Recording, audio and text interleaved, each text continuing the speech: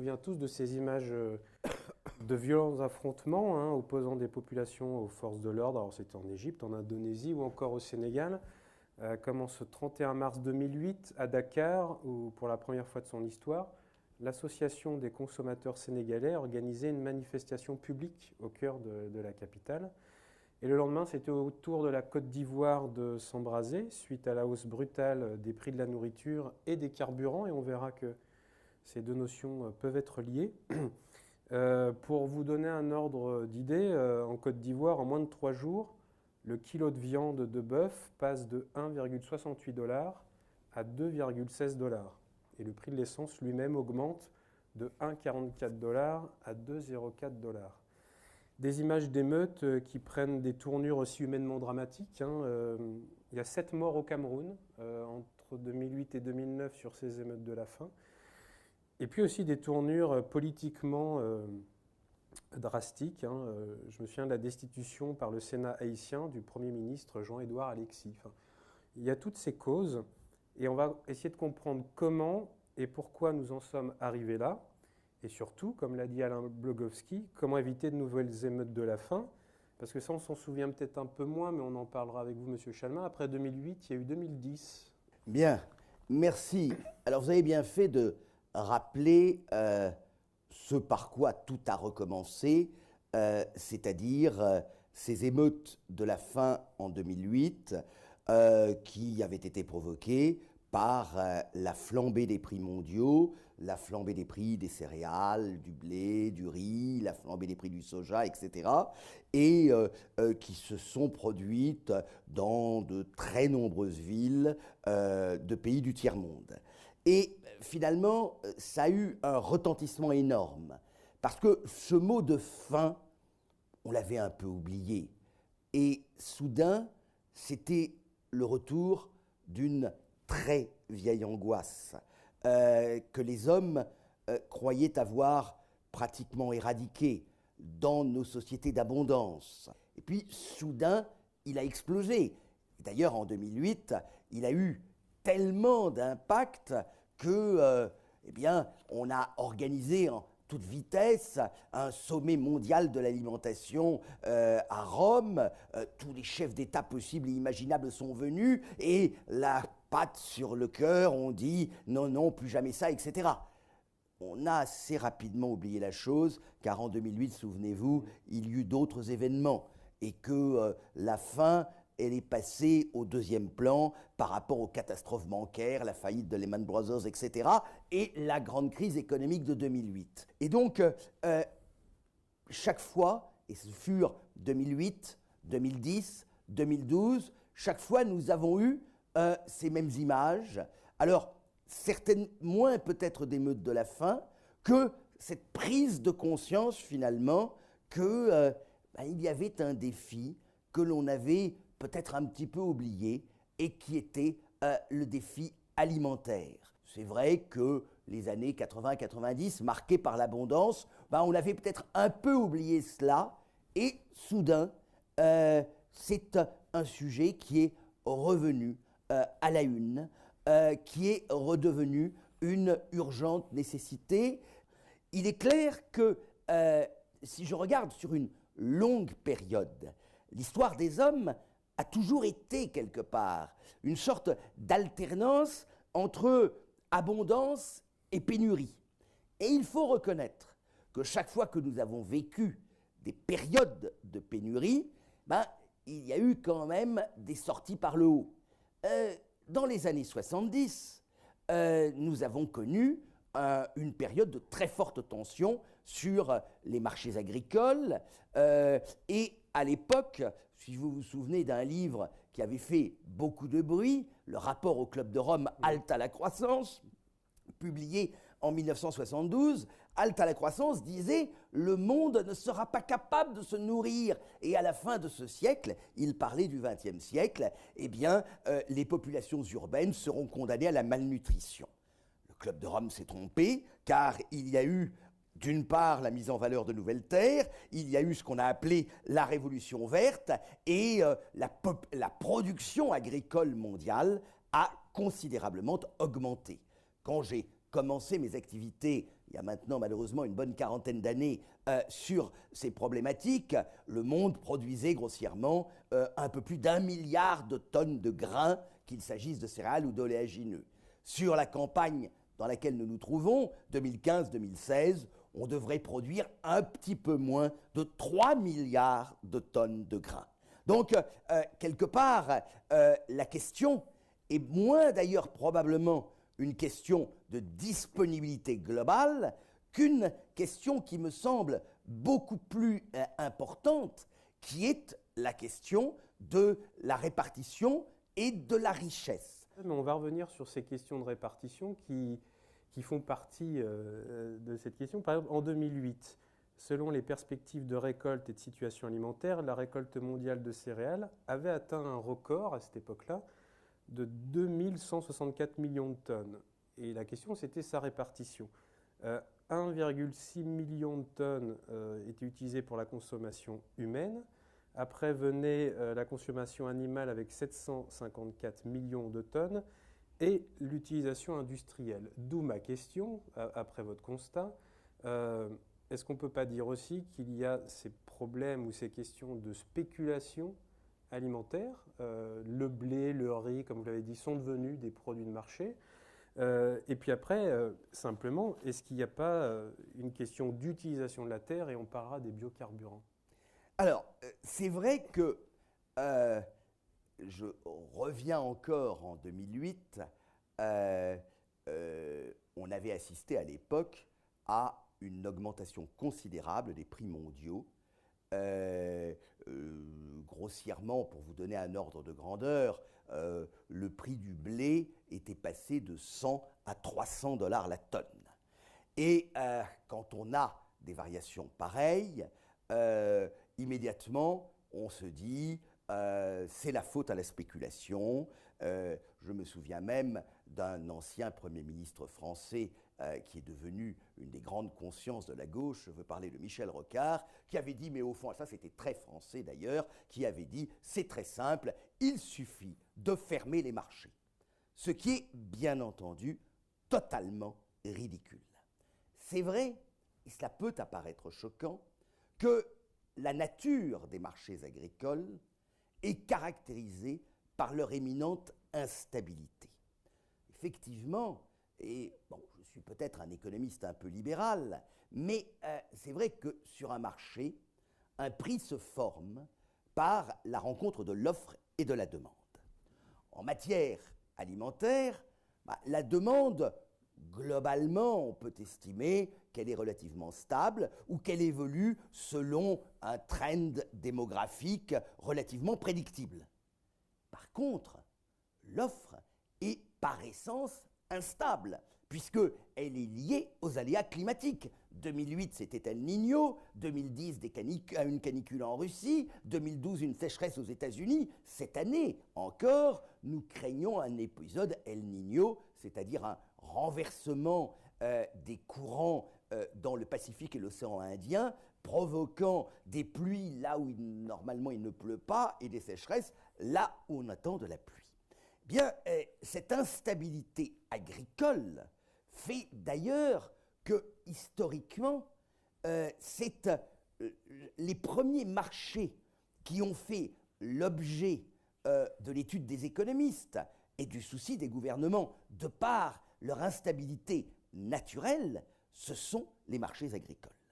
La nature même des marchés agricoles, elle a toujours été d'être instable.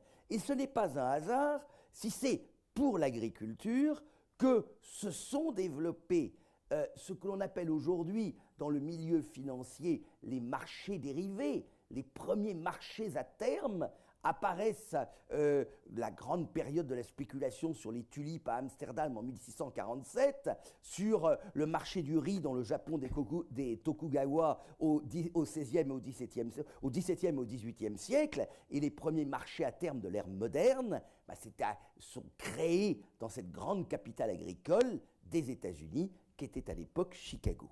Beaucoup d'études ont été menées pour justement essayer de voir quel était le rôle de la spéculation? Est-ce que la spéculation augmentait la volatilité des prix? Est-ce que surtout, lorsque les prix flambaient, les horribles spéculateurs s'en mettaient plein les poches, etc. Et bon, les résultats sont relativement probants. Ce n'est pas la faute à la spéculation. Nous avons d'ailleurs un certain nombre de marchés de produits agricoles pour lesquels il n'y a pas, pour des tas de raisons, de spéculation financière, pour lesquels il n'y a pas de marché dérivé. C'est le cas du riz, par exemple, ou c'est le cas des produits laitiers. Et nous avons eu, ces dernières années, des volatilités sur ces marchés tout à fait considérables. Ça vous a peut-être échappé parce que nous sommes en Europe avec, je reviendrai, encore quelques restes de politique agricole commune, mais les prix mondiaux des produits laitiers ont été multipliés par 2 entre 2010 et 2014, et depuis leur sommet au début de 2014, ont perdu pratiquement la moitié de leur valeur, ce qui pose d'ailleurs aujourd'hui notamment en France, un certain nombre de problèmes. Et donc, cette spéculation, elle n'est, si je prenais une comparaison, elle n'est que l'écume sur la vague. Vous savez, quand la mer est déchaînée, vous avez l'impression qu'elle est blanche, tellement il y a d'écume. Et vous vous dites, cette mer, elle n'est qu'écume. Mais la réalité et l'important, c'est la vague. Et c'est la vague, c'est-à-dire le rapport offre-demande, ce que nous appelons les fondamentaux, c'est la vague qui forme l'écume. Ce n'est pas l'écume qui fait la vague. Est-ce que je peux me permettre de rebondir sur, Rebondissez. Votre vague? Parce que vous dites qu'il y a une instabilité naturelle, on Oui. comprendrait bien. Alors, est-ce qu'elle ne serait pas plus ou moins contrôlée par rapport à certaines gouvernances? Enfin, je prends ce qu'on appelle le dumping agricole européen. C'est-à-dire les États industrialisés de l'OCDE qui ont versé 350 milliards d'euros de subventions à la production et à l'exportation à leurs éleveurs. Est-ce que cette vague-là ne fait pas qu'en Afrique? Non. Alors, vous pouvez avoir raison dans certains cas. C'est tout le problème qu'il peut y avoir, par exemple, avec la gestion de l'aide alimentaire. Et c'est vrai, et là, dans le passé, à la grande époque de la politique agricole commune, à la grande époque de la politique agricole américaine, c'est vrai qu'il y a eu une utilisation politique des excédents dégagés par les agricultures américaines et européennes et qui souvent ont joué un rôle déstabilisateur dans les pays qui en ont bénéficié. Donc, quand on cherche les fausses raisons, on pense immédiatement à la spéculation et c'est le type même du bouc émissaire facile sur lequel on peut faire poser d'ailleurs une sorte d'aléa moral, spéculer sur le prix du blé.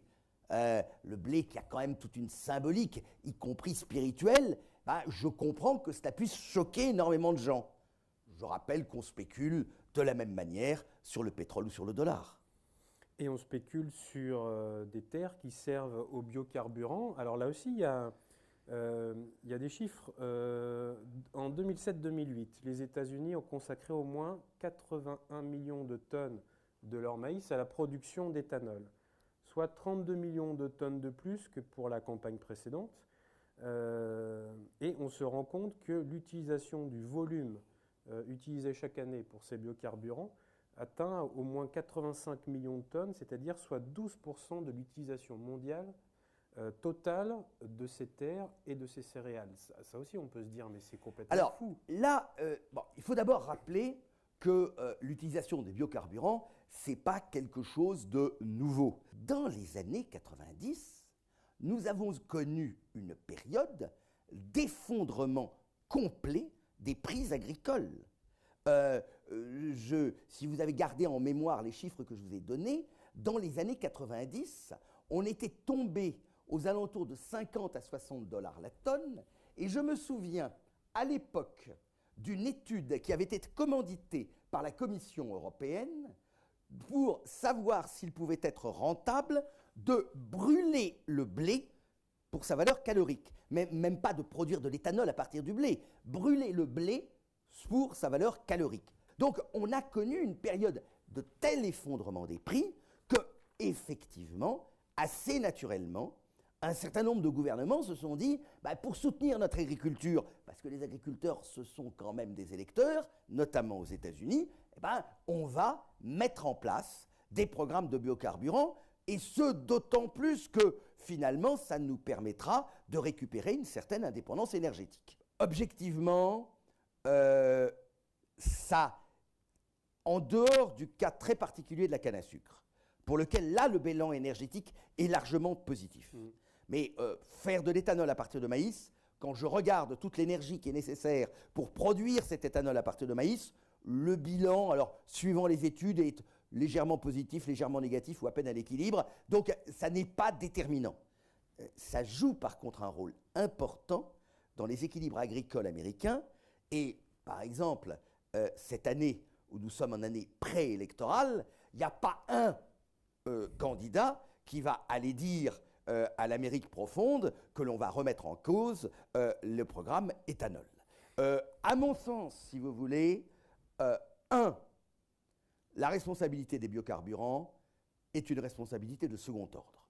Ce n'est pas parce que vous avez eu une flambée sur le riz, il n'y a pas de biocarburant en riz. Enfin, le saké n'est pas un biocarburant, vous en conviendrez. Il n'y a pas de biocarburant sur de très nombreux produits sur lesquels on a eu des flambées de prix. Ça a certainement joué sur le maïs, et ça, c'est très clair. Et à mon sens, c'est probablement voué à disparaître. Il y a une autre fausse bonne solution qui est beaucoup avancée par les personnes qui s'intéressent à ces questions, ce serait l'OGM. L'OGM, c'est le miracle contre les émeutes de la faim. Et puis, alors, on ajoute OGM aux biotechnologies et là, tout le monde mange, quoi.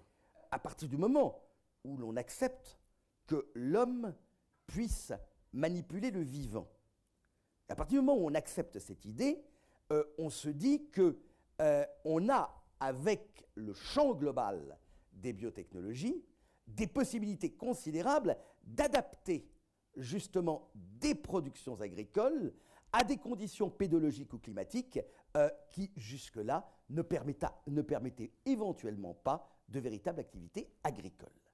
Alors, évidemment, ceci peut poser un certain nombre de problèmes. Alors, ça pose un problème éthique de base, avant même toute réflexion économique, qui est un problème éthique, qui est de se demander jusqu'où l'homme peut-il manipuler le vivant? Car je comprends et je respecte totalement quelqu'un qui me dise « Nous n'avons pas le droit de manipuler la nature à ce point-là et finalement, quelque part, de franchir la barrière des espèces. » Ensuite, vous avez un deuxième problème, et vous en avez parlé, qui est celui, éventuellement, de la brevetabilité du vivant.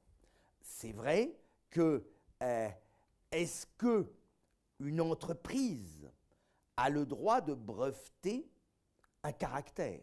Il est clair que nous avons là un vrai problème et c'est, à mon sens, le véritable problème, sachant que